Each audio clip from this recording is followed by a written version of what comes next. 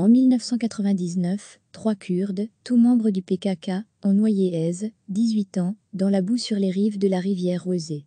Contre la volonté de ses parents et contre la volonté du parti, elle vivait avec Serif Alpsosman, un Kurde de 23 ans. Ce dernier a combattu pour le PKK en Turquie, les pieds brisés, la colonne vertébrale blessée. Pourtant, il doit consacrer sa vie au parti.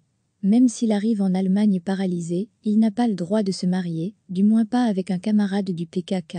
Lors d'une manifestation pro-kurde, il rencontre Aise et s'installe avec elle.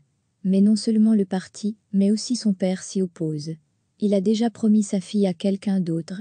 Un autre article de journal dit qu'après son retour, Serif est resté dans la famille d'Aise et l'a rencontré là-bas. Malgré cela, les deux se marient en secret. Le père se tourne alors vers le PKK pour faire respecter sa volonté. Le jeune couple est convoqué devant une commission, mais ne se présente pas. Le directeur régional responsable de Brême Nord, Méméeux, ordonne alors à 3 jeunes hommes de tuer le jeune couple. Aise est étouffée, Serif est battu à mort puis écrasé. En avril 2001, le tribunal de Brême qualifie le crime non pas de meurtre, mais d'homicide involontaire.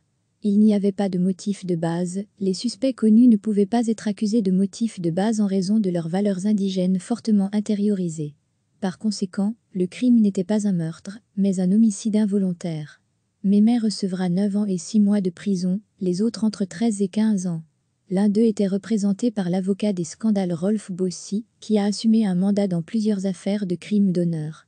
En février 2002, le tribunal fédéral a annulé la condamnation des 3 principaux auteurs.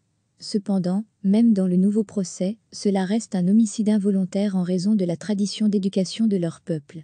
Le père d'Aise, dont l'honneur était en jeu, a comparu comme codemandeur, et non comme accusé.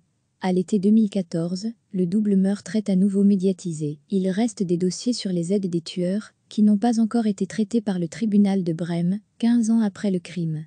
L'affaire ne progresse pas, en 2015, le dossier sera clos. Merci d'avoir regardé cette vidéo et de nous aider à construire une grande base de données d'histoire sur les crimes d'honneur. Veuillez vous abonner à notre chaîne Crimes d'honneur sur YouTube.